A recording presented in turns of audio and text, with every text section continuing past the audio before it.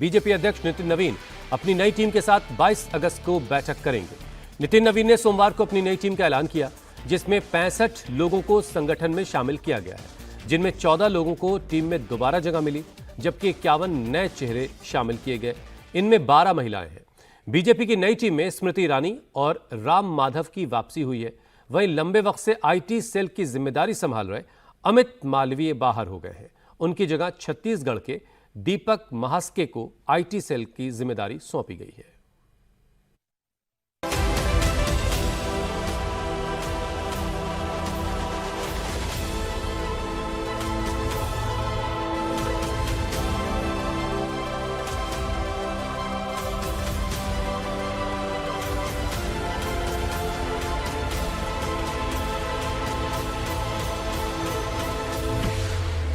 BJP अध्यक्ष बनने के 7 महीने बाद नितिन नवीन ने अपनी नई टीम का ऐलान कर दिया।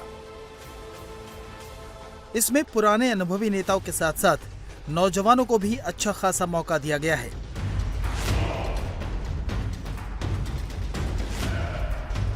बीजेपी संगठन में इस बार 51 नए लोगों को एंट्री मिली है, जबकि 14 सदस्यों को दोबारा जिम्मेदारी दी गई है।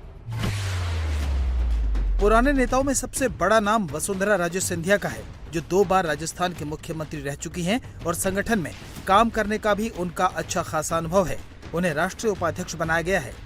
दूसरा बड़ा नाम केंद्रीय मंत्री पीयूष गोयल का है, जो 2014 तक पार्टी के कोषाध्यक्ष थे।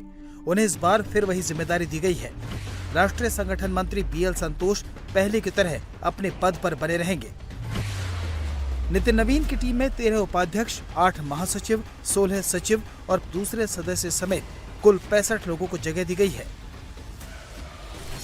ये भाजपा के भविष्य की टीम है, भविष्य के भारत की टीम है और मैं इस टीम को बहुत शुभकामना देता हूं और कहीं न कहीं माननीय प्रधानमंत्री के विजन को, प्रधानमंत्री के संकल्प को ये टीम जमीन स्तर पर लेके जाएगी और कार्यकर्ताओं के साथ एक संबंध, जनता के साथ संवाद और निश्चित रूप से एक संकल्प के साथ काम करेंगे।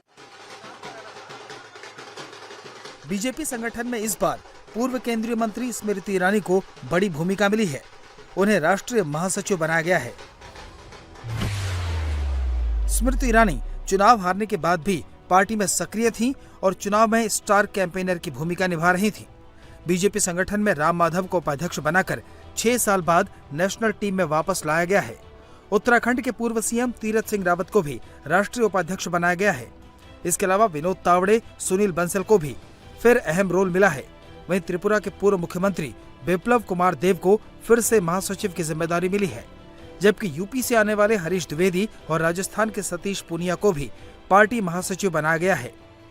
राष्ट्रीय स्तर के संगठन में शामिल होना सौभाग्य भी है और मैं समझता हूं कि जो अपेक्षाएं हैं पार्टी की, उसको पूरा करने के लिए पार्टी ने सोचा है कि मैं राजस्थान से बाहर एक बड़े दायरे में काम करूं।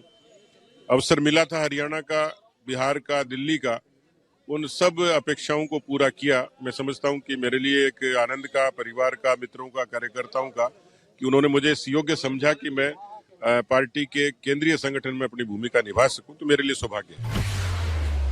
ओडिशा से बैजंत पांडा, आंध्र प्रदेश से डी पुरंदेश्वरी, यूपी से रेखा वर्मा, गुजरात से वर्षाबेन को भी उपाध्यक्ष बनाया गया है। महाराष्ट्र से डॉक्टर भारती प्रवीण पवार, पंजाब से मनप्रीत सिंह बादल, मध्य प्रदेश से लाल सिंह आर्य, कर्नाटक के एम नागाराजा, पश्चिम बंगाल से मधुचंद्र कर को जगह मिली है। यूपी से तारिक मंसूर को दूसरी बार उपाध्यक्ष बनाया गया है। प्रधानमंत्री का कहना हमेशा ये है कि सबका साथ सबका विकास। जितनी भी गवर्नमेंट की स्कीम चल रही हैं, किसी भी सेक्टर की हो, हेल्थ में हो, आवास योजना हो, गैस सब्सिडी हो, राशन डिस्ट्रीब्यूशन हो, सब जो है विदाउट डिस्क्रिमिनेशन चल रही है। इसमें सब लोगों को फ़ायदा मिल रहा है। किसी भी रिलीजन का आदमी हो, किसी भी सेक्शन का हो, किसी भी कास्ट का हो, हर आदमी को एक समान देखा जा रहा है और सब लोग इससे फ़ायदा उठा रहे हैं। तो हम लोग चाहते हैं कि भाई पूरी पार्टी चाहती है, सरकार चाहती है, प्रधानमंत्री चाहते हैं कि एक विकसित भारत बने 2047। इसके लिए हम सबको मिलकर काम करना होगा।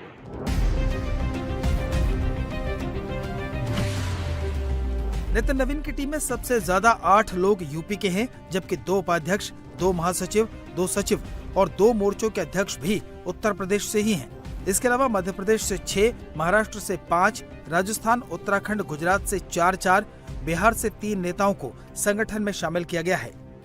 नितिन नवीन ने बीजेपी आईटी सेल में बदलाव करते हुए इसकी जिम्मेदारी अमित मालवीय की जगह छत्तीसगढ़ के दीपक महस्के को दी गई है।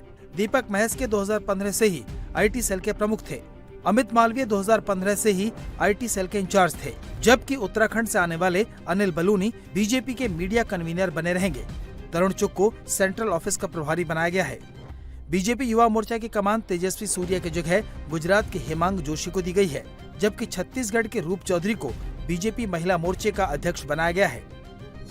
प्रायोरिटीज भारतीय जनता पार्टी की बिल्कुल स्पष्ट रहती है कि जनता की सेवा के लिए भारतीय जनता पार्टी को चुनाव जीतना है और प्रण प्राण से सोशल मीडिया के माध्यम से हम और हमारी पूरी टीम इसमें काम करेगी। रील्स की बात है, लोगों को सोशल मीडिया से वो वैसे ही जुड़े हुए हैं, तो उनके माध्यम में हम वहां तक पहुंचे, ये हमारी प्राथमिकता रहेगी। प्रोपेगेंडा भविष्य में भी आएगा, पहले भी हुआ है, लेकिन सत्य छुपता नहीं है।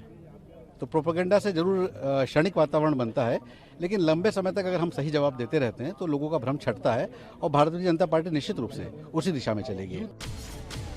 पीएम मोदी ने भी बीजेपी की नई टीम को बधाई दी। पीएम ने सोशल मीडिया पर लिखा, भाजपा के नवनियुक्त राष्ट्रीय पदाधिकारियों के साथ ही उन सभी साथियों को बहुत बहुत बधाई जिन्हें पार्टी में अलग अलग जिम्मेदारियां सौंपी गई हैं। इस ऊर्जावान टीम के पास जहां संगठन का भरपूर अनुभव है, वहीं जमीनी जुड़ाव भी है। मुझे पूर्ण विश्वास है कि हमारे ये साथी पूरे समर्पित भाव से पार्टी को मजबूत करने के साथ ही जन कल्याण के कार्यों को आगे बढ़ाएंगे। बीजेपी संगठन की नई टीम बनाने में यूपी समेत अगले 3 साल में होने वाले चुनावों का ध्यान रखा गया है। टीम में 12 महिलाएं हैं। साथ ही सामाजिक समुदायों और राज्यों को भी प्रतिनिधित्व देने की कोशिश की गई है।